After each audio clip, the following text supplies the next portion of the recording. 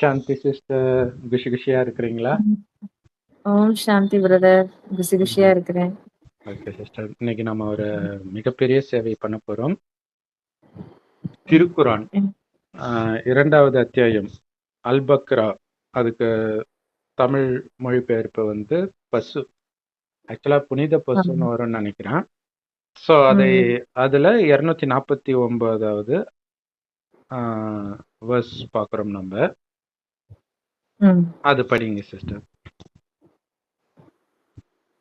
சூரா அல் பக்ரா ம் 243. ம் நபியே, ம் மரண பயத்தால் தம் வீடுகளை விட்டு ஆயிரக்கணக்கில் வெளியேறியவர்களை நீர் கவனிக்கவில்லையா? ம் அல்லாஹ் அவர்களிடம் இறந்து விடுங்கள் என்று கூறினான். மீண்டும் ம் அவர்களை உயிர்ப்பித்தான். ம் நிச்சயமாக அல்லாஹ் மனிதர்கள் மீது பெரும் கருணையுடையவன். ஆனால் மனிதர்களில் பெரும்பாலோர் நன்றி செலுத்துவதில்லை. ம். இது பாத்தீங்கன்னா இதே மாதிரியே ராமாயணத்திலும் வரும். ராமாயணத்துல வந்து ஒரு பிரச்சனையில ஆஞ்சநேயரை கொல்ல வருவாங்க. ராமருடைய படையினரே அத்தனை ம். பேரையும் வந்து ஆஞ்சநேயர் கொன்னுடுவார். ஆக்சுவலா ஆஞ்சநேயர் ராமருடைய பக்தர், பட் ஆனா ம். கொன்னுடுவாரு. கொன்ன பிறகு அதுக்கப்புறம் இவங்களுக்குள்ள காம்ப்ரமைஸ் ஆன பிறகு, இருந்தாலும் நான் உன்னை மன்னிக்க மாட்டேன், ஏன்னா என் படையை நீ கொன்னு இருக்கிறன்ட்டு ராமர் சொல்லும்போது, இல்ல ஆஹ், என்னன்னு சொல்லுவாரு பிரபு, இல்ல பிரபுவே, நான் உங்களை கொல்லல, மயக்கமடைய ம். தான் செஞ்சிருக்கிறேன். அது ம். அது அதுக்கேற்ற ஒரு அம்பு விட்டு மயக்கமடைய தான் செஞ்சிருக்கிறேன், நான் இப்ப எழுப்பிடுறேன்ட்டு எழுப்பிடுவேன். ஸோ அதே மாதிரி ம். விஷயங்கள் இங்க நடக்குது, அதே விஷயம். ஆனாலும் நாம எல்லா இதுலயுமே சொல்றது என்னன்னா, எந்த மதத்தில் உள்ள விஷயங்களும் நிஜத்தில் நடந்த வரலாறு கிடையாது. வரலாறை நம்ம ம். வேதம் சொல்ல மாட்டோம். அது வரலாறு வேற, வேதம் வேற. வேதம்ன்றது ம். கடைசியில நடக்க போற விஷயத்தை, சூக்ஷ்மமா நடக்க போற விஷயத்தை ஸ்தூலமாக ஒரு கதை வடிவில் புனையப்பட்டிருக்குது. சோ இங்க ம். வீடுகளை விட்டு வெளியேறினார்களே, இப்ப இதோடைய கதைப்படி பாத்தீங்கன்னா, எதிரி நாடு வராங்க, தாக்குறாங்க, அதனால பயந்துட்டு, எதிரிக்கு பயந்துட்டு போறாங்க. ம். சோ அவங்கள பாக்கலையா அப்படின்போது கடவுள் அவங்கள இறந்துடுங்கன்னு சொல்றாரு. அதுக்கப்புறம் அவர் உயிர்ப்பிக்கிறேன் அப்படின்னு சொல்றாரு. அப்ப வந்து இறந்துடுங்கன்னு சொல்றாரு, அதுக்கப்புறம் கடவுள் உயிர்ப்பித்தார் அப்படின்னு வருது. சோ இறந்து ம். உயிர்ப்பிக்கிறது வந்து ஒரு பெரிய விஷயமாக எல்லா மதங்களிலும் சொல்லப்படுறது. ஆனா இங்க கும்பலாகவே உயிர்ப்பித்தார் அப்படின்னு குரான்ல இருக்குது போல இருக்கு. அது மாதிரி பைபிள்ல கூட ம். இருக்கிற மாதிரி தெரியல. ம். ஒவ்வொருத்தரா உயிர்ப்பித்திருப்பாங்க, ஒவ்வொரு இடத்துல ஒரு தீர்க்கதரிசி. பட் இங்க வந்து மொத்தமா உயிர்ப்பித்த மாதிரி ஒரு கதை வருது போல இருக்குது. ஸோ அது மேபி பின்னாடி, ஏன்னா இது ஆக்சுவலா வந்து குரான் வந்து எந்த வரிசையில் இறக்குனாரோ அந்த வரிசையில் குரான்ல இருக்காது. முதல்ல இறக்கப்பட்ட குரான் வந்து நடுவுல தான் வரும் அப்படின்னு ஒருத்தங்க. ஆனால் நிஜமாக அப்படி இறந்து ஒருத்தரை உயிர்ப்பிக்க முடியுமா அப்படிங்கறது நம்மளே யோசிச்சுக்க வேண்டியதுதான். இது நிஜத்தில் நடந்திருக்க வாய்ப்பில்லை. யாரோ ஒருத்தர் பிழைக்கிறது கூட ஏதோ நம்பலாம் இல்லையா? அத்தனை பேர். ம். இன்னொரு விஷயம், அப்படி எப்படி இறந்துடுனா இறந்துடுவாங்களா? அப்படி ஒருத்தருக்கு சக்தி இருக்குதா உடனே இறக்குற மாதிரி? உயிர்ப்பிக்கிறது ஓகே, கடவுள் உயிர்ப்பிக்கிறார், முதல்ல தானா எப்படி இறக்க முடியும் இல்ல? சோ அந்த விஷயமா இருக்கு. மேபி ஒரு கதையில, அந்த கதையில வந்து கொலை பண்ற மாதிரி வருதா என்னன்னு தெரியல. கொலை பண்ற மாதிரி வருதுன்னா எதுக்கு இறந்து விடுங்கள்னு சொல்ல போறாங்க? ஆனால் ம். இதுக்கு பின்னாடி உள்ள ஆன்மீக ரகசியம் என்ன அப்படின்னா, இப்ப இறைவன் பிரம்மகுமாரிகள் மூலமாக இந்த ஞானத்தை கடவுள் கொடுக்கிறார், அல்லாஹ் கொடுக்கிறார். அதை புரிஞ்சுக்கணும். ஆஹ் ம். மதஸ்தாபகர்கள் மூலமாக உருவாகிறது வந்து மதத்தை உருவாக்குறதுக்கான ஞானம். அதை தான் நாம சொல்லுவோம், இந்த 5000 வருட கால சக்கரத்தில் முதல் பாதி சொர்க்கம். அங்க வந்து கடவுளுக்கே வேலை கிடையாது, கடவுளே வரமாட்டார். கடவுள் மதஸ்தாபகர்களுக்கும் வேலை கிடையாது, ஏன்னா அங்க சுகமாக இருப்போம். அடுத்த 2000 வருடம் இந்த பூமி நரகமாகுது. அப்பதான் மதங்கள் எல்லாம் உருவாகுது. ஒரு மதமா ஒரு நேரத்துல உருவாகுது. கிறிஸ்துவ மூலமாக கிறிஸ்தவ மதம் உருவாகுது, நபி மூலம் முகமது நபி மூலமாக முஸ்லிம் மதம் உருவாகுது, குருநானக் மூலமாக சீக்கிய தர்மம் உருவாகுது. அப்படி ஒவ்வொரு மதமும், புத்த மதம் உருவாகுது. இப்படி ஒவ்வொரு மதமும் உருவாகுது. மதத்தை உருவாக்க தான் அவங்க வந்தாங்க. சொர்க்கத்திற்கான வழியை சொல்லல, நரகத்தில் வாழ்வதற்கான வழியை சொன்னாங்க. கரெக்டா சொல்லணும்னா அவங்க வழியை ஃபாலோ பண்ணுவதன் மூலமாகவே நரகம் இன்னும் மோசமான நரகமாக மாறுது. ஏன்னா ஏற்கனவே இருக்கிற ஒரு வழியோட முரண்பட்ட இன்னொரு வழி வந்தா என்ன ஆகும்? அடிச்சுக்க தானே செய்வாங்க. சோ இதுதான் மனித வழி. மனித வழியைத்தான் வந்து ரெண்டே வழிதான் உலகத்துல. ஒண்ணு கடவுளுடைய வழி, அது இறுதியில் மட்டும் கிடைக்கும். எப்ப? சொர்க்கம் வர்றதுக்கு முன்னாடி. சொர்க்கத்துக்கு போறதுக்கான வழியை சொர்க்கத்துக்கு முன்னாடி தான் கொடுக்கணும் இல்ல. கிறிஸ்துவ மதத்துக்கான ஞானத்தை கிறிஸ்துவ மதம் உருவாவதுக்கு முன்னாடி தான் கொடுக்கணும். அதனால்தான் முன்னாடி இயேசு வர்றார். சோ அதே மாதிரி சொர்க்கத்துக்கான ஞானத்தை சொர்க்கம் வருவதற்கு முன்பு, அதாவது நரகம் அழியறதுக்கு முன்னாடி கொடுக்குறார். முதல் பாதி சொர்க்கம், அடுத்த பாதி நரகம். இந்த நரகம் அழியறதுக்கு 100 வருடம் முன்பு இறைவன் வந்து சொல்றாரு, இந்த பூமி சொர்க்கமாக போகுது அப்படிங்கிற. இப்ப ஆனா அதுக்கு முன்னாடி உலகம் அழியும். அப்ப பயம் வந்துடும். அதுக்குதான் கீதா சாரம் வரும். ஆத்மா வெட்ட முடியாது, எரிக்க முடியாது, நனைக்க முடியாது, எதுக்கு பயப்படுறீங்க அப்படின்னு சொல்ற. அது எல்லாருக்குமே தெரிஞ்ச விஷயம். இப்ப கடவுள் என்ன சொல்றாருன்னா, எப்ப கடவுள் இந்த ஞானத்தை கொடுக்கிறாரு, ஒரு வயோதிகர் உடல்ல நேரடியாக கடவுள் வந்து பேசுறார். இது வரைக்கும் இயேசு உடம்புல கடவுள் வந்ததா சொல்லல இல்லையா. கிறிஸ்துன்ற ஒரு பரிசுத்த ஆத்மா, அது இதுல குரான்ல பின்னாடி வரும். அவர் உடலில் ஒரு தூய்மையான ஆத்மா வந்ததுன்னு. தூய்மையான ஆத்மானே இருக்கும். அதே மாதிரி முகமது நபி உடம்புல ஒரு தூய்மையான ஆத்மா, ஜிப்ரேல்ன்ற ஒரு ஆத்மா தான் வருது. கடவுள் வரல. அந்த ஆத்மா மேல இருந்து கடவுள் கிட்ட இருந்து வரும். கடவுளை அனுப்புறது கிடையாது. ஏன்னா அங்க பேச்சுவார்த்தை எல்லாம் இருக்காது. உடல் இருந்தாதான் பேச முடியும், கடவுளே கீழே வந்தாதான் பேச முடியும். சோ இறுதியில் கடவுள் வந்து இந்த ஞானத்தை கொடுக்கிறார். வந்த உடனே என்ன சொல்றாருன்னா, சொர்க்கத்துல காமம் கோபம் பற்று பேராசை ஆங்காருன்னா என்னன்னே தெரியாது. அந்த அளவுக்கு தூய்மையாக நாம இருந்ததுக்கு காரணம், உடல்ன்ற உணர்வு இல்லாமல் ஆத்மான்ற உணர்வுல இருப்போம். ஆத்மானா உயிர். அது பூர்வமத்தில் நட்சத்திரமா ஜொலிக்கினால்தான் இங்க போட்டு வைக்கிற பழக்கம் இருக்கு. அப்ப ஆத்மாவிலே கவனம் வைத்து ஒவ்வொருத்தரையும் ஆத்மான்னு பார்க்கும்போது அப்படி ஒரு ஆனந்தம் இருக்கும். ஏன்னா ஆத்மாவுடைய உண்மையான குணம் ஆனந்தம். அந்த ஆனந்தத்திலேயே ஆத்மா திருப்தியா இருக்கிறதுனால வெளி உலக விஷயத்துல மயங்காது. இப்ப கூட நம்ம பாத்தீங்கன்னா, மனிதன் தனக்குள்ள விரக்தியா இருக்கும்போதுதான் வீட்டுக்குள்ள வந்த உடனே டிவி போடுறது, செல்ல நோன்றதுலாம். அதோடைய அர்த்தம் என்னன்னா, அவன் விரக்தியா இருக்கிறான்னு அர்த்தம். ஆத்மாவுடைய சக்தி இல்லை, அதனால அவனுக்கு ஏதோ ஒரு மயக்கம் தேவைப்படுது. ஆனா சொர்க்கத்தில் தனக்குத்தானே ஆனந்தமாக இருப்பாங்க. அதனால்தான் எந்த பாவக்காரியமும் நடக்காது. கணவனும் மனைவியும் நமக்கு ஒரு வாரிசு வேணும்னு நினைக்கும் போது மனைவி கர்ப்பம் அடைவாளே தவிர காமத்தினால் குழந்தை பிறக்காது. அவ்வளவு பரிசுத்தமா இருந்ததுனால்தான் அந்த சொர்க்கத்தில் வாழ்ந்த 33 கோடி மனிதர்களை தெய்வங்கள்னு கோயில் கட்டி இந்துக்கள் வழிபடுறாங்க. ஆனா அந்த தெய்வங்கள் எங்க போனாங்கன்னா, மறுஜன்மம் எடுத்து எடுத்து இதே நரகத்தில் வந்து அவங்களே காமத்துல எல்லாம் விழறாங்க. அதனாலதான் இந்து கோயில்கள்ல ஆபாச சிலை இருக்கிறது.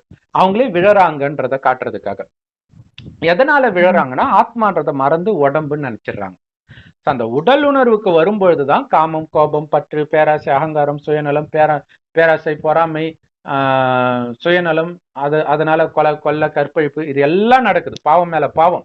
அப்ப என்ன ஆகும்? சொர்க்கத்தில் இருந்த அளவற்ற செல்வம் போயிடும். ஆரோக்கியமான உடல் ஆரோக்கியம் இழக்க ஆரம்பிக்கும். விதவிதமான நோய்கள் வரும். அடுத்தது அழகு இருக்கும், அந்த அழகும் போயிடும். சோ இது எல்லாம் போய்கிட்டே இருக்குது. இயற்கை சீற்றங்களும் அதிகமாகுது, விதவிதமான நோய்களும் வருது. இந்த நேரத்தில் இறைவன் சொல்றார், நீங்க செய்த பாவத்தின் பலனை இப்ப அனுபவிச்சுட்டு இருக்கிறீங்க. ஆனால் இதுல இருந்து காப்பாத்துறதுக்கு தான் நான் வந்திருக்கிறேன். இப்ப என்னை நினைவு செய்யுங்க. ஏன்னா சொர்க்கத்தின் அதிபதியாக உங்களை ஆக்கினேன், விண்ணுக்கும் மண்ணுக்கும் அதிபதியா ஆக்கினேன். இப்ப அனைத்தையும் இழந்துட்டு நிக்கிறீங்க, கவலைப்படாதீங்க, மீண்டும் அதை அடைய வைக்கிறேன். இதனால்தான் கடவுள் அப்பான்னு சொல்றோம். சோ அப்பா தான் ஆஸ்தி கொடுப்பாரு இல்லையா. ஒரு குழந்தை பிறந்தோடனே அந்த குழந்தை வந்து அப்பாவுடைய ஆஸ்திக்கு அதிகாரி. அப்ப அந்த ஆஸ்தியை கடவுள் கொடுக்கிறார். இப்ப அதுக்கு நீங்க என்ன பண்ணணும்னா, அந்த ஆஸ்தியை அப்படியே எல்லாருக்கும் கொடுத்துட மாட்டார். அவ்வளவு ஈஸி கிடையாது. ஏன்னா கடவுளோட ஆஸ்தி சொர்க்கம். சொர்க்கத்துக்கு வந்து போறது அவ்வளவு ஈஸி கிடையாது. சொற்பமானவர்களே சொர்க்கத்துக்குள்ள நுழைய முடியும்னு குரான் சொல்லுது. சொர்க்கத்திற்கான பாதை இடுகளான பாதை, எல்லோரும் போறது கிடையாது, ரொம்ப கம்மியானவர்கள் தான் போவாங்கன்னு சொல்லப்படுது. சோ அந்த ஞானத்தை இறைவன் ஒரு வயோதிகர் மூலமா கொடுக்கிறார். அவருக்கு பிரம்மான் பேர் வைக்கிறார். அவர் வாய் வழியா இந்த ஞானத்தை கேட்டு குழந்தை, இறைவனுக்கு நேரடி குழந்தை ஆகிறவங்க. சொர்க்கத்தில் எப்படி நீங்க தூய்மையா இருந்தீங்களோ, சோ கடவுள் இப்ப வந்து சொல்றாரு, மீண்டும் அந்த சொர்க்கத்தை அடையணும்னா சொர்க்கத்தில் உங்களுடைய குணம் என்னவா இருந்துச்சோ அந்த குணம் இப்ப எடுத்துட்டு வாங்கன்ற.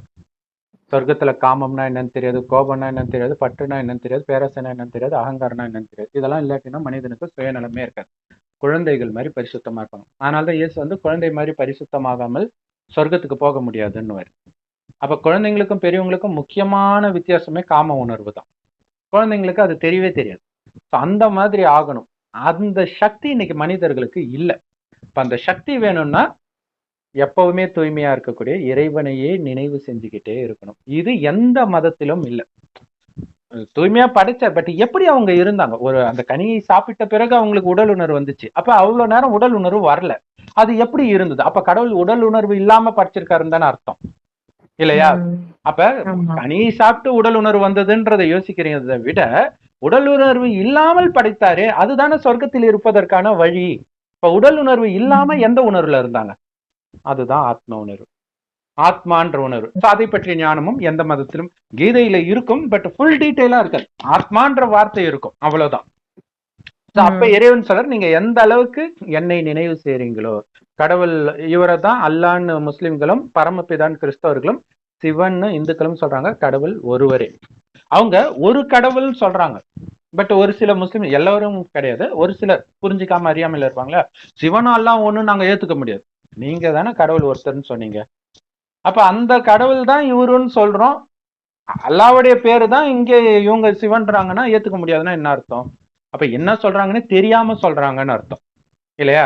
இங்கேயும் நம்ம கடவுள் ஒருத்தர் தானே சொல்றோம். நாம ஒன்னும் மனிதர்களுக்கு பிறந்த கிருஷ்ணரையோ ராமரையோ இயேசுவையோ கடவுள் சொல்லல. தாயின் கர்ப்பத்தில் பிறந்த யாரும் கடவுள் கிடையாது. ஏன்னா பிறந்தா கண்டிப்பா மரணம் உண்டு. கடவுள் இரண்டுக்கும் அப்பாற்பட்டவர். ஒரு வயோதிகர் உடல்ல வந்து பிரவேசமாகிறார், அவருக்கு பிரம்மான் பேர் வைக்கிறார். அவர் வாய் வழியா இந்த ஞானத்தை கேட்கிறவங்க பிரம்மா குமார் குமாரிகள். அவர் மூலமாக கொடுக்கிற அந்த ஞானம் தான் முரளின்னு சொல்றது. எல்லா பிரம்மகுமாரிகள் ராஜயோக தியான நிலையத்திலும் முற்றிலும் இலவசமாக கிடைக்குது. யூடியூப் வெப்சைட்ல இருக்க அதோட லிங்க் இந்த வீடியோ கீழே டிஸ்கிரிப்ஷன்ல கொடுக்குறோம், அவசியம் பார்த்து பயன்பெறுங்கள். அல்லாஹ்வுடைய நேரடி ஞானம், மனித வழி கிடையாது. ஒரே ஒரு வழிதான் கடவுளுடைய வழி. இது வரைக்கும் நீங்க கேட்டது எல்லாம் மனித வழி. அதனாலதான் உங்களுக்கு வந்து குழப்பமா இருக்குது. இப்ப ஏன் ஒவ்வொரு மதத்தினரும் மீண்டும் மீண்டும் அதை பற்றி பேசுறாங்க? இப்ப முஸ்லிம்னா குரானை பற்றி யார் பேசினாலும் ஏன் பாக்குறாங்க, கிறிஸ்டின்ஸ் பைபிளை பத்தி யார் பேசினாலும் ஏன் பாக்குறாங்க? உள்ள அங்க புரியல, அதுதான் விஷயம். உங்களுக்கே புரியாதது அவங்களுக்கு மட்டும் புரிஞ்சிடுச்சா? எப்படி புரிஞ்சுது? அவங்க இஷ்டத்துக்கு எடுத்து விட்டுட்டு இருக்கிறாங்க. அப்ப இங்க கடவுள் சொல்ற, இங்க இப்ப இந்த இந்த இந்த ஒரு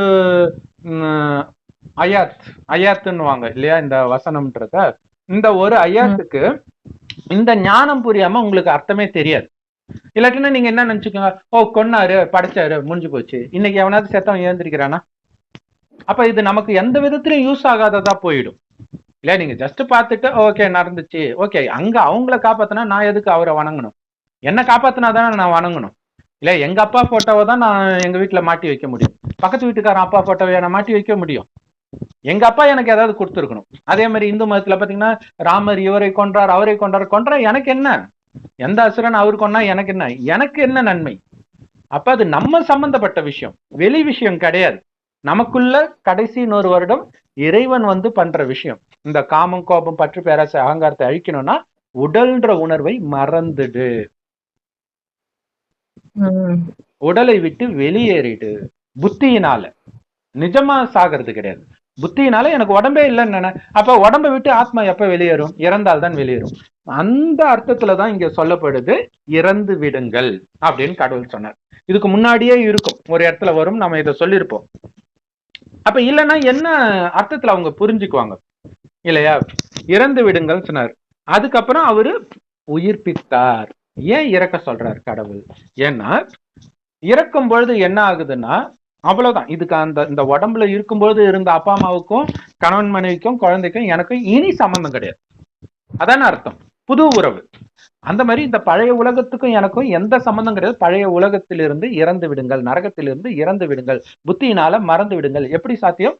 அல்லாவையே நினைக்க நினைக்க நினைக்க நினைக்க அந்த நினைவு மட்டுமே போக போக ஆத்மா பலமாகும். அப்ப வெளி உலக விஷயங்கள் கொஞ்சம் கொஞ்சமா மறக்கும். மறக்கிறதை விட நீங்க அதை பார்த்தும் பார்க்காம கேட்டும் கேட்காம இருக்கிற பயிற்சி பண்ணணும், அது ரொம்ப முக்கியமான விஷயம். அப்ப இன்னொன்னு ஆத்மான்னு ஒண்ணு வந்து ஆத்மாவை பாருங்கன்றாங்க. முஸ்லிம்கள் வந்து அந்த பர்தா போடுறது, தாடி வைக்கிறது, இன்னைக்கு தாடி வைக்கிறது ஃபேஷனா போயிடுச்சு கட்சியில. அப்ப தாடி உள்ள பசங்களை பார்த்துதான் பொண்ணுங்க மயங்கவே செய்யறாங்க. இப்ப எதுக்காக வச்சாங்களோ அது அப்படியே மாறி போயிடுச்சு இப்ப. அப்ப அது எதுக்குன்னா, நீங்க உடலை பார்க்க பார்க்க என்னாங்கன்னா ஆத்மா பலகீனமா இருக்குது, அப்ப தானாவே காம உணர்வு தூண்டப்படும். அதனாலதான் புர்கா போடுறது. ஆனா சொர்க்கத்தில் அப்படி கிடையாது. சொர்க்கத்துல யாரும் புர்காலம் போட மாட்டாங்க. அங்க மகாலட்சுமி, ராமர் சீதை அவங்களும் புர்காலம் போட்டுட்டு இருக்க மாட்டாங்க. அழகான ட்ரெஸ் போட்டிருப்பாங்க, முகமெல்லாம் தெரியும். ஆனா யாரும் மயங்க மாட்டாங்க. கணவனே மயங்க மாட்டான் மனைவி கிட்ட. அதனாலதான் நமக்கு குழந்தை வேணும்னு நினைப்பாங்க, மனைவி கர்ப்பமாவார். அவ்வளவு பரிசுத்தமா இருந்ததுனால தான் கோயில் கட்டி கும்பிடுறோம். அந்த மாதிரி இருந்தது நீங்க தான், மீண்டும் அந்த மாதிரி வாங்க, ஏன்னா அந்த உலகம் வரப்போகுது. அப்ப இந்த பழைய உலகத்தில் இறந்து புதிய உலகத்தில் எழுந்திருச்சுக்கோங்க. அப்படின்னு என்ன அர்த்தம்னா, புத்தியினால நான் புது உலகத்தை சார்ந்தவன் இப்பவே புரிஞ்சுக்கோங்க. பழைய உலகத்துல இருந்துகிட்டே அததான் உயிர்ப்பிக்கிறது. புது உலகத்துல எப்படி இருப்பாங்க, ஆத்மான்ற உணர்வுல இருப்பாங்க. இங்க ஆத்மான்றத மறந்து இருப்பாங்க. நான் உயிருன்றதே மறந்துட்டா, அந்த ஆத்மா தான் கண் வழியா பாக்குது, வாய் வழியா பேசுது, எல்லா காரியத்தையும் செய்யுது. அது போன உடனே எதுவும் பண்ண முடியாது, வெறும் ஜடம். அப்ப உடல்ன்ற உணர்வுல இருக்கிறாங்கன்னா அவங்க செத்து போயிருக்கிறாங்கன்னு தான் அர்த்தம் இல்லையா? மனிதர்கள் அப்படிதான் இருக்கிறாங்க. அப்படி இருக்கிறவங்களதான் களிமண்ணுல இருந்து கடவுள் எழுப்புனார் அப்படின்ட்டு குரான் பைபிள் சொல்லுது. அப்ப என்ன அர்த்தம்னா, உடல் உணர்வுலயே மயங்கி கிடக்குறோம், அந்த மண்ணோட மண்ணா போயிடுச்சு உடம்புன்னு சொல்லுவாங்க. சோ அப்ப மண்ணோட மண்ணா போகக்கூடிய இந்த உடலே நீங்க நினைச்சிட்டு இருக்கிறது செத்து போனதுக்கு சமம். அதுல இருந்து எழுப்புற இன்னொரு விஷயம், அந்த உடல் உணர்வுல நீங்க இப்ப செத்து போயிடணும், ஆத்ம உணர்வுல எழுந்திருக்கணும். இதைத்தான் இறுதியில் கல்லறையிலிருந்து எழுப்புவேன்ட்டு பைபிள்ல போட்டதுடைய உண்மையான அர்த்தம். சோ இதுதான் இங்க சொல்லப்பட்டிருக்குது. இறந்து விடுகள் என்ன கூறினார். இதுல பாருங்க எல்லாமே ரிவர்ஸா இருக்கும். அந்த மனிதர்கள் நபி இவங்களெல்லாம் அவர் அவர்னு மரியாதையா இருக்கும், ஆனா கடவுளை அவன்னு இருக்கும். கேட்டா ஒரு விளக்கம் கொடுப்பாங்க பாருங்க, ஏன்னா அல்ல ஆணும் இல்லையா பெண்ணும் இல்லையா, அப்ப அதுன்னு போட வேண்டியதானே, எதுக்கு அவன் போடுறாங்க? அப்படியே அதுல இருக்கிறத நியாயப்படுத்துறதுக்காக என்னென்னமோ அதுக்கு விளக்கம் கொடுத்துட்டு இருக்கிறாங்க. நிச்சயமாக அல்லாஹ் மனிதர்கள் மீது பேரருள் உடையவன், எனினும் மனிதர்களில் பெரும்பாலோர் நன்றி செலுத்துவதில்லை. இங்க நன்றி செலுத்துவதில்லை அப்படிங்கிறதை விட கடவுள் சொல்றதை கேட்கறது கிடையாது. கடவுளுக்கு நன்றி செலுத்த தேவையில்ல, உங்க மேல கருணை வைங்கன்றார் கடவுள். அவருக்கு ஒன்றும் பிரச்சனை கிடையாது, நீங்க கேட்கலன்னா கடவுளுக்கு நஷ்டம் கிடையாது. ஸ்கூல்ல டீச்சர் சொல்லுவாங்க, டேய் நீ படிச்சு எனக்காடா சம்பாதிச்சு போட போற, நீ படிச்சா நீ நல்லா இருக்க போற.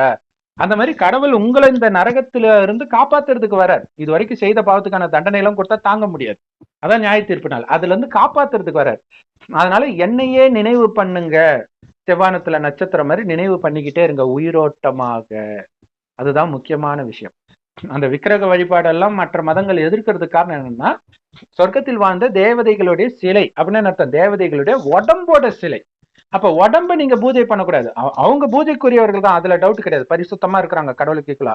ஆனா அப்படி இருந்தது ஆத்மா, அதுக்கு பூஜை பண்ண முடியாது. ஆனால் அப்ப உடலின் மீது உங்க புத்தி போகக்கூடாதுன்றதுதான் விக்கிரக வழிபாட்டை அழிக்கிறது, அந்த கோயிலை இடிக்கிறது, இதெல்லாம் நம்ம இப்ப ஜெனரல் வீடியோல போட்டிருக்கிறோம். சோ அப்ப ஆத்ம உணர்வில் வாங்க, உயிரோட்டமான இறைவனை நினைங்க. இறைவன் ஒருவேளை மதங்களை உருவாக்கி இருந்தா முதல்ல கடவுள் எப்படி இருப்பாருன்னு சொல்லியிருப்பார். எந்த மதத்திலேயாவது கடவுள் எப்படி இருக்காருன்னு சொல்லப்பட்டிருக்குதா? எங்க இருக்காருன்னு சொல்லப்பட்டிருக்குதா? அவரை ஏன் நினைக்கணும்னு சொல்லப்பட்டிருக்கா? நினைச்சா நமக்கு என்ன நடக்குதுன்னு சொல்லப்பட்டிருக்கா? இல்லையா? ஆத்மா பாவி ஆயிடுச்சு, அது இறைவனை நினைக்க நினைக்க தூய்மை ஆகுது, தூய்மை ஆகுறதன் மூலம் நம்ம சொர்க்கத்துக்கு போகிறோம். அப்ப சொர்க்கத்துக்கு போகணும் அப்படின்னா இது வரைக்கும் இருந்தது நரகம் தானே அர்த்தம். ஏன்னா இருக்கிறதே ரெண்டு தான், சொர்க்கம் நரகம் தான். ஆனா மனிதர்கள் என்ன நினைச்சுக்கிறாங்க, நம்ம பூலோகம்னு ஒண்ணு இருக்கு, மேல ஒண்ணு இருக்கு அது சொர்க்கம், கீழே ஒண்ணு இருக்கு நரகம், அப்படி தப்பா புரிஞ்சுக்கிறாங்க. சோ மனிதர்கள் எழுதிய வேதங்கள்ல அப்படி இருக்குது.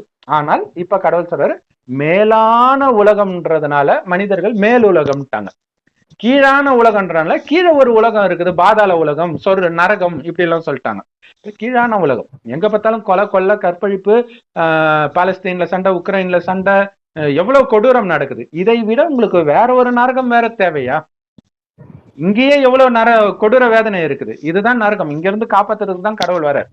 அப்ப என்ன பாவம் செஞ்சதுனால இதை அனுபவிக்கிறீங்கன்னு சொல்றாரு. உடல்னு நினைத்து 5 விகாரம், காமம் கோபம் பற்று பேராசை அகங்காரத்துல விழுந்தீங்க, அதனால அனுபவிக்கிறீங்க. அது ஆத்மாவில் ஆழமா பதிவாயிடுச்சு. அதை எரிக்கணும்னா அன்பு, அமைதி, ஆனந்தம், தூய்மை போன்ற நல்ல குணத்தை நிரப்பணும். இறைவனுடைய நினைவில் இருந்து இருந்து இறைவன் கொடுக்கிற அந்த முரளியை கேட்க கேட்க அந்த முரளியில இந்த மாதிரி கன்ஃபியூஷன்லாம் இருக்காது, அப்படியே நேரடியாக இருக்கும். இந்த உடலை நிர்மாணிக்கிறது, இவங்க கிட்ட கடன் வாங்க, இதை கடன் வாங்காத, டைவர்ஸ் பண்ணு, இந்த மாதிரி விஷயத்தெல்லாம் கடவுள் பேச மாட்டார். கடவுள் ஆத்மாவை காப்பாற்ற வர்றாரு, உடலுக்கான கடவுள் கிடையாது அவரு, ஆத்மாவுக்கான கடவுள். ஆத்மா அழிவற்றது, ஆத்மாவுடைய அப்பா கடவுள், அவரும் அழிவற்றவர். அவரு சொல்றாரு, ஆத்மா அழுக்காச்சு, அதனால உன் உடம்பு இப்ப நோயாக கிடைச்சிருக்கு, ஏழ்மையில பிறந்திருக்கிற, பல துக்கம் வருது, இயற்கை சீற்றம் வருது. ஆத்மா தூய்மை ஆயிடுச்சுன்னா இந்த அழுக்கான உடம்புலே இருக்காது, தப்பிச்சு இறைவன் நினைவிலேயே இருக்கும்போது மேல போயிடும், மீண்டும் இங்க நீ பிறக்க மாட்ட. சொர்க்கம் உருவான பிறகுதான் பிறப்ப, அது வரைக்கும் மேல இருப்பேன். இதே பூமி சொர்க்கமாக மாற்றப்படும். ஸோ அதுதான் நீங்க இந்த விஷயத்தை கடவுள் சொல்ல வரார். மனிதர்கள் மீது பேரருள் உடையவன் அல்லது பெருங்கருணை உடையவன் சொல்லலாம். இவ்வளவு அதாவது நம்மள மாதிரி கடவுளை நிந்தனை பண்ணவங்க யாருமே கிடையாது. எவ்வளவு நிந்தனை. கடவுள் கொலை பண்ண சொன்னாருன்னு சொல்றது, கடவுள் எங்கும் இருக்காரு, ஆடு மாடு பண்ணி அவர் இல்லாத இடமே கிடையாது. எல்லாமே இந்து மதத்துல இருந்து போனதான் மற்ற மதத்துல இந்த விஷயம்லாம். ஆனாலும் மனிதர்கள் அந்த கருணையை ஏத்துக்கிறது கிடையாது. நன்றி செலுத்துவது இல்லை அப்படின்னா அந்த கருணையை ஏத்துக்கிறது இல்லை, அந்த கருணைக்கு மரியாதை கொடுக்கறது இல்லை. இல்ல இறைவனுடைய ஞானம் என்னது? காமத்தை விடுறதா? எந்த கடவுள் சொன்னார்? போடா, எங்க மதத்துல எல்லாம் அதெல்லாம் பண்ணலாம், கரிமீன் சாப்பிடலாம், அதெல்லாம் சாப்பிடலாம், இப்படி இருக்கிறாங்க. அப்ப என்ன அர்த்தம்? அப்ப கடவுளுக்கு நன்றி செலுத்துறதுன்னா அவருடைய வழிப்படி நடக்கிறது. அதை பெரும்பான்மையானவர்கள் பண்றது கிடையாது. ரொம்ப ரொம்ப கம்மியானவர்களே இறைவனுடைய ஞானத்தை எடுக்கிறாங்க. அவங்க யாருன்னா சொர்க்கத்தில் ஏற்கனவே இருந்தவர்கள் தான் இப்ப இந்த ஞானத்தை எடுப்பார்கள். இவர்கள் தான் மீண்டும் சொர்க்கத்திற்கு வருவார்கள். இந்த 5000 வருட காலச்சக்கரத்துடைய சிறப்பம்சமே இதுல என்ன நடக்குதோ அதே தான் திரும்ப திரும்ப நடக்கும். அப்படின்னா 5000 வருடம் முன்பு இதே நாள் நீங்களும் நானும் இதே வீடியோவை நம்ம போடுறோம். ஒவ்வொரு 5000 வருடம் கழிச்சும் இந்த நாள் இதே தான் நடக்கும். நீங்களும் இதை பார்த்து எந்த மனநிலையில என்ன கமெண்ட் அடிக்கிறீங்களோ அதே தான் அடிப்பீங்க. 244 படிங்க சிஸ்டர். முஃமின்களே, நீங்கள் அல்லாவின் பாதையில் போரிடுங்கள். நிச்சயமாக அல்லாஹ் யாவற்றையும் செவி மடுப்பவனாகவும் நன்கறிப்பவனாகவும் இருக்கின்றான் என்பதை அறிந்து கொள்ளுங்கள். உறுதியாக அறிந்து கொள்ளுங்கள்னு இதுல இருக்கு. அப்ப பாருங்க, அல்லாஹ்வுடைய பாதையில் போரிடுங்க. இதுதான் இங்க விஷயம் இல்லையா? போரிட சொல்லல, கடவுளுடைய வழிப்படி போரிடுறது. இந்த 5 விகாரங்கள்ல இருந்து அதுதான் நம்மளுடைய எதிரியே. சாத்தான் தான் நமக்கு எதிரி, மனிதன் கிடையாது. நமக்குள்ள இருக்கக்கூடிய இந்த காமம், கோபம், பற்று, பேராசைக்கு, அகங்காரத்துக்கு அடிமையாகி தான் சொர்க்கத்தை இழந்தோம். மீண்டும் சொர்க்கத்தை அடையணும்னா சொர்க்கத்தை நம்ம கிட்ட இருந்து அபகரித்த எதிரியோட சண்டை போடணுமா, மனிதனோட சண்டை போடணுமா? நீங்களே யோசி இல்லையா? சோ அல்லாவின் பாதையில் போரிடுங்கள் அப்படிங்கிறது இப்ப இந்த மாதிரி போரிடும் போது மட்டும் பிரச்சனை கிடையாது. கலியுகத்தின் இறுதியில நல்லவர்கள் படுற வேதனை கொடூரமாக இருக்கும். யாருமே நல்லவங்க கிடையாது கலியுகத்துல, அது வேற விஷயம். பட் இருந்தாலும் ரொம்ப மோசமானவர்கள் மூலமாக கொஞ்சம் மோசமானவர்கள் பயங்கர தண்டனை அனுபவிப்பாங்க. உதாரணத்துக்கு சொத்து அபகரிப்பு, நம்பிக்கை துரோகம், கள்ளத்தொடர்பு, இந்த மாதிரி விஷயங்கள்லாம் நடக்குது. அது சோ அப்ப அதையும் நீங்க பொறுத்துக்கணும். அல்லாவின் பாதை எதை போதிக்குது? பொறுத்து கொள்ளுங்கள், அமைதியாக இருங்கள். இதுதான் உண்மையான போராட்டம். உள்ளுக்குள்ள வருது பாருங்க அந்த கோபம். இவ்வளவு நாள் என் கூட இருந்துட்டு துரோகம் பண்ணிட்டானு போது ஒரு ஆக்ரோஷம் வர்றது உங்களையே அழிச்சிடும். சோ அதை யாருமே உங்களுடையவர் கிடையாது என்னை தவிர. இல்ல அல்லாஹ் மட்டுமே கடவுள்னு முஸ்லிம்கள் போதிக்கிறாங்க. எல்லா மதத்திலுமே கடவுள் ஒருவர் போதிக்கிறாங்க, அது பெரிய விஷயம் இல்ல. கடவுள் மட்டுமே எனக்கு அப்படிங்கறத தான் கடவுள் போதிக்கிற இல்ல. அப்படி இருந்தால் மட்டுமே இங்க இருக்கக்கூடிய துரோகம் உங்களுக்கு வலியை கொடுக்காது. மனிதர்கள் எல்லாம் மாறக்கூடியவர்கள், அழியக்கூடியவர்கள். நல்லவனா இருந்தாலும் அழியும் போது துக்கம், கெட்டவனா இருந்தா வாழும் போதே துக்கம். மொத்தத்துல மனிதனால உனக்கு துக்கம் கன்ஃபார்ம். அப்ப அழிவற்றவன் நான் ஒருவனே, என் வழி மட்டுமே உனக்கு சுகத்தை கொடுக்கும். இப்பவே நரகத்திலே நரகத்தின் துக்கமே உங்களுக்கு அனுபவம் ஆகாத மாதிரி இருக்கும். அதுதான் உங்க துக்கத்தின் நாட்கள் சுகமாக மாறும்ட்டு பைபிள்ல இயேசு சொன்னதாக இருக்கும். அப்ப இது எப்ப சாத்தியம்? அல்லாவின் பாதையில் போரிடும் பொழுது. அப்ப என்ன ஆகும்? காமத்தின் மூலமாக உங்களுக்கு துக்கம், கோபத்தின் மூலமாக துக்கம், பற்றின் மூலமாக துக்கம். இது எல்லாம் மறக்கணும்னா இறைவன் நினைவுல இருக்க ஆத்மாவுக்கு பலம் வரும்போது இந்த எண்ணங்களே வராது. ஏன்னா ஆத்மா பலம் இழக்கும் போது ஆத்மாலதான் மனம் புத்தி இருக்கு. பலம் இழக்க என்ன ஆகும்னா மனம் தானாக நிறைய எண்ணங்களை, தேவையற்ற எண்ணங்களை உருவாக்கும். அதுதான் பிற்காலத்துல விகார எண்ணங்கள், காமம், கோபம் போன்ற எண்ணங்கள், கொலை பண்ற மாதிரி எண்ணங்கள். அதை தூண்டக்கூடிய விஷயங்களுக்கு பஞ்சமே கிடையாது கலியுகத்துல. சோ அப்ப அதுல இருந்தாலும் உங்க புத்தியை விலக்கி இறைவன் நினைவுல இருக்க ஆத்மாவை பலப்படுத்திக்கணும். அப்பதான் உலகம் அழிய காட்சி பார்க்கும்போது கூட உங்க மனம் கொஞ்சம் கூட சலனமாக கூடாது. அப்படி தைரியமாக ஆனந்தமாக உடலை விட்டு யாருடைய உயிர் பிரியுதோ அவங்கதான் சொர்க்கத்துக்கு போவாங்க. சோ அப்ப நீங்க கடவுள் சொல்வதை கேட்கிறீங்களா, அதன்படி நடக்கிறீங்களா, இது எல்லாமே கடவுளுக்கு தெரியும். அதனால அவரு கொடுக்கிற கூலி இருக்கு பாருங்க. சொர்க்கத்துல விதவிதமான பதவி இருக்கு. ராஜா ராணியில இருந்து வேலைக்காரன் வரைக்கும் இருக்குது. அதுல ஏமாத்தவே முடியாது. கரெக்டா நீங்க எந்த அளவுக்கு ஆத்ம உணர்வுல நிலைச்சீங்களோ, நிலைச்சிருக்கிறீங்களா இல்ல உடல் உணர்வுல வந்துட்டீங்களான்றது காமம், கோபம் போன்ற விஷயத்தை தூண்டக்கூடிய விஷயம் வரும்போது கண்டுபிடிச்சிடுவார். சோ அப்ப தெரிஞ்சுக்கணும். அதனாலதான் சோதிப்பதற்காகவே அல்லாஹ் படைத்தார் அப்படின்னு இருக்கும். அது எப்ப படைப்பு காரியம் எங்க நடக்குது? கலியுகத்தின் இறுதியில் நடக்குது. இப்பதான் இந்த ஞானத்தை கொடுக்கிறார், புது உலகத்தை படைக்கிறதுக்காக கொடுக்கிறார். அப்ப சோதித்து கரெக்டா இருக்கிறவங்க மட்டுமே சொர்க்கத்துக்குள்ள நுழைய அனுமதி. சோ இது சமீபமாக பைபிள்ல படிக்கும்போது கூட தாவீது இறக்குறதுக்கு முன்னாடி தாவீது இறக்குறதுக்கு முன்னாடி சொல்லுவான், நீ உத்தமமான இதயத்தை தானே நேசிப்ப, ஆனா அதுக்கு முன்னாடி நீ சோதிப்ப. அதுல அப்ப நாங்க உத்தமமான உள்ளன்போட தான் எங்களுடைய செல்வங்களை எல்லாம் கொடுக்கிறோம் கோயில் கட்டுறதுக்காக அப்படின்ட்டு வரும். சோ உங்க மனம் எப்படி இருக்குது அதுதான் முக்கியம். அதாவது நீங்க கை கால் மூலமாக தப்பு பண்ணாம இருக்கலாம், ஆனால் உங்க மனம் என்ன நினைக்குது அதை பார்ப்பார். இயேசு சொல்றல, ஒரு பொண்ணை இச்சையா பார்த்தாலே நீ விபச்சாரம் பண்ணிட்டேன்ற. அப்ப மனைவியை தவறன்னு அவர் சொல்லல, அதுதான் முக்கியமான விஷயம். இவங்களுக்கு ஏத்த மாதிரி மாத்திக்கிறாங்க. அப்ப இயேசு போதிச்சதே தூய்மையை தான் போதிக்கிறார், காமம் தப்புன்றதை தான் போதிக்கிறார். அதனாலதான் அவருக்கு பிரச்சனையே. இங்க விக்கிரகத்தை அழிக்கணும்ட்டு பழைய ஏற்பாட்டுல போட்டிருக்கிறது, பைபிள்ல போட்டிருக்கிறது எல்லாமே காமத்தை குறிக்கிறது. இந்த உடலுக்கு நீ ஆராதனை பண்ணாத, உடலுக்கு மகிமை பண்ணாத, அந்த உடலை அழிச்சிடு, புத்தியினால கொலை பண்ணிடுன்னு இவங்க கொலை பண்றதுன்னு புரிஞ்சுக்கிட்டாங்க. வேற ஒண்ணுமே கிடையாது. இது உடலை மறந்துடு. அங்க மகாபாரதத்துல என்ன நடக்குது? சித்தப்பா, பெரியப்பா, சகோதரர்கள் இவங்களோட தான் சண்டை பாண்டவர்களுக்கு. அப்ப அங்க உண்மையில என்னன்னா, அந்த உறவுகளை எல்லாம் புத்தியினால அழிச்சிடு. அழிக்கணும்னா ஆத்மான்னு பாரு, உடலை பார்க்காதுன்றதுதான். இல்லைன்னா மனுஷனை கொலை பண்றதுக்கு எதுக்கு ஆத்மாவை பற்றிய ஞானத்தை 4 சாப்டர்ல எடுக்க போறாரு. ஆக்சுவலா ஃபுல்லாவே காம மகாசத்ருன்றத 4 சாப்டர் இருக்கும் கீதையில. மனிதனை கொலை பண்ற விஷயத்துல இதெல்லாம் வரும், ஆன்மீக விஷயம். சரி, 25 படிங்க சிஸ்டர். 45ங்களா 25ங்களா? 245. சாரி. கஷ்டத்தில் இருப்போருக்காக அல்லாவுக்கு அழகிய கடன் எவர் கொடுக்கிறாரோ அதை அவருக்கு அவர் 2 மடங்காக்கி பன்மடங்காக்க செய்வான். அல்லாதான் உங்கள் செல்வத்தை சுருக்குகிறான், அவனே அதை பெருக்கியும் தருகிறான். அன்றியும் நீங்கள் அவனிடமே மீட்டப்படுவீர்கள். அல்லாஹ் பெறுவதும் இல்லை, பெறப்படுவதும் இல்லை அப்படின்னா, ஒரு குழந்தையா யாருக்கும் பிறக்கிறதும் இல்லை, அவர் தனக்கு பெற்றுக்கிறதும் இல்லை அப்படிங்கிறது மட்டும் புரிஞ்சுக்கிறாங்க. அதுவும் உண்மைதான். ஆனால் யாரிடமும் எதையும் அவர் பெற வேண்டிய அவசியம் இல்லை. அவருக்கு உடம்பே கிடையாது. அவர் உங்ககிட்ட இருந்து எதை வாங்கி என்ன பண்ண போறார் இல்லையா? அப்ப அல்லாவுக்கு அழகிய கடனை யாரு கொடுக்கிறா? யாரு கொடுக்கிறா? கடவுளுக்கு கடன் யாரு கொடுக்க முடியும்? யாருமே கொடுக்க முடியாது இல்லையா? இதுல 2 அர்த்தம் இருக்குது. ஆனா ஒரு இடத்துல கடன் வாங்குறாரு கடவுள், ஏன்னா அவருக்கு உடம்பு இல்லை இல்லையா? அப்ப ஒருத்தர் உடலை கடனாக எடுக்கிற, பிரம்மா உடலை, அந்த பிரம்மாவை தான் ஆதாம்ன்ட்டு முஸ்லிம் கிறிஸ்டியன்ஸ் சொல்றாங்க.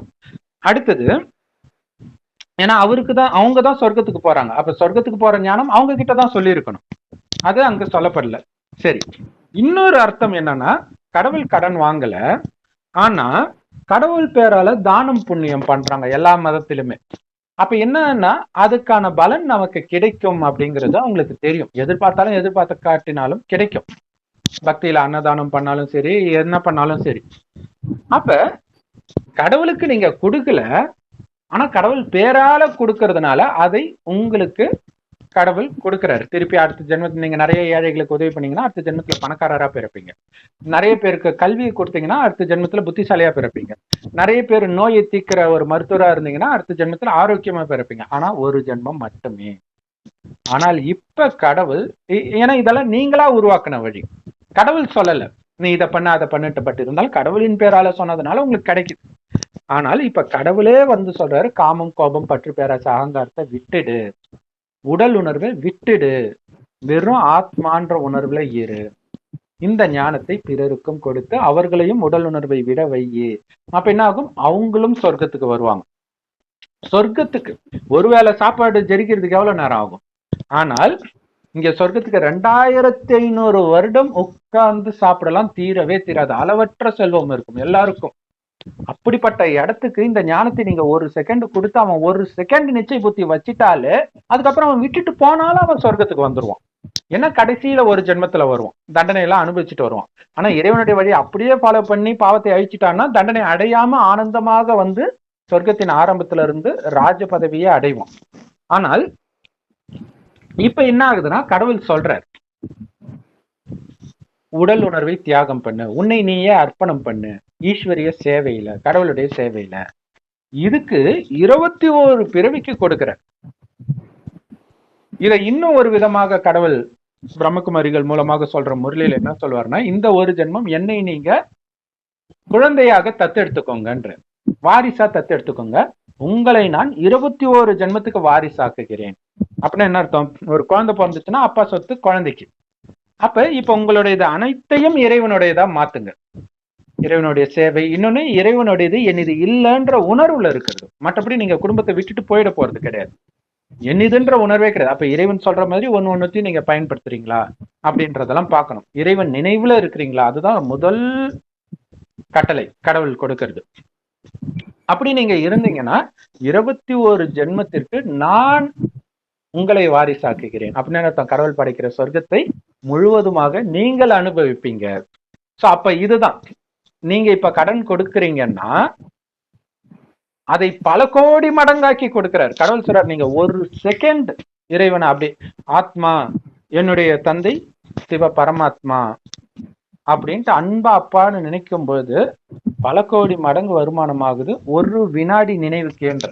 அப்ப தொடர்ந்து நினைச்சிட்டு இருந்தா எவ்வளவு இருக்கும்? ஏன்னா அங்க அளவற்ற செல்வம், தங்க செங்கலால் கட்டப்பட்ட மாட மாளிகையில இருப்போம்னா எவ்வளவு செல்வம் இருக்கும்னு யோசிச்சு பாருங்க. வீடே தங்கத்துல கட்டப்பட்டது. சோ அதுதான் சொல்றாரு, கஷ்டத்துல இருக்கிறவங்களுக்காக சொல்றாரு.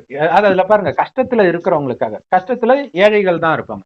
அப்ப ஏழைகள் தான் இறைவன் கிட்ட முழுசா அர்ப்பணம் ஆவாங்க. பணக்காரங்க அவ்வளவு சீக்கிரம் ஆகிட மாட்டாங்க இல்லையா? அவங்களுக்கு அந்த சொத்து மேல ஒரு போதை இருக்கும். அதனால ஃபுல்லா என்னதுன்ற உணர்வு இல்லாம அவங்களால இருக்க முடியாது.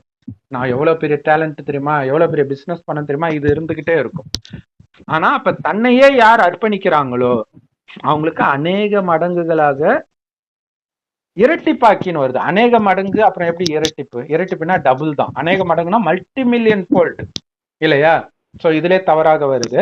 இரட்டிப்பாக்கல பல கோடி மடங்காக ஆக்கி தராரு. மேபி டிரான்ஸ்லேஷன் மிஸ்டேக்கா இருக்கும்.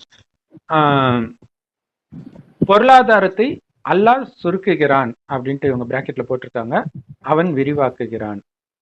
இதுல இன்னொரு முக்கியமான விஷயம், கடவுள் ஏழையா படைக்கிறது கிடையாது. ஏன்னா நிறைய பேர் கஷ்டமெல்லாம் அவரே கொடுக்குறாரு அப்படின்னு நினைச்சுக்கிறாங்க. அப்படி கிடையாது. கடவுள் அனைவரையும் சொர்க்கத்தில் மிக உயர்ந்த பதவியாகிய நாராயணன் ஆகணும்னு தான் இந்த ஞானத்தை கொடுக்கிறாரு. அதனாலதான் இது பேர் ராஜயோகம், ராஜா ஆக்குறதுக்காக. ஆனா நீங்க வந்து ஒழுங்கா இந்த ஞானத்தை எடுக்கல, ஃபாலோ பண்ணலன்னா அவரு என்ன பண்ண முடியும் இல்லையா? எம்பிபிஎஸ் படிக்கிறீங்க, நல்ல பக்காவா டாக்டர் ஆகணுன்றதுக்காக தான் படிக்கிறோம். ஆனா அவங்கவுங்க படிப்புக்கு ஏற்ற மாதிரி தான் ஆகும் இல்லையா? அதே மாதிரி +2 எழுதுறோம், எல்லாருக்குமே டாக்டர் ஆகணும்னு ஆசை. ஆனா அவங்க எழுதுற மார்க்கை வச்சு தானே அடுத்தது நீட் எக்ஸாம் இதெல்லாம் இருக்குது. அப்ப அந்த மார்க்கை வச்சு தான் வருது.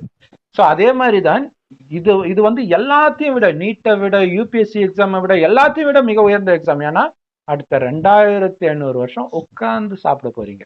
நீங்க எம்பிபிஎஸ் படிச்சாலும் யூபிஎஸ்சி டாப்பர் ஆனாலும் வேலை செஞ்சாதான் உங்களுக்கு சம்பளம், எழுதிட்டாலே கிடைச்சிடாது இல்ல, வேலை செய்யணும். இங்க அதுவும் கிடையாது.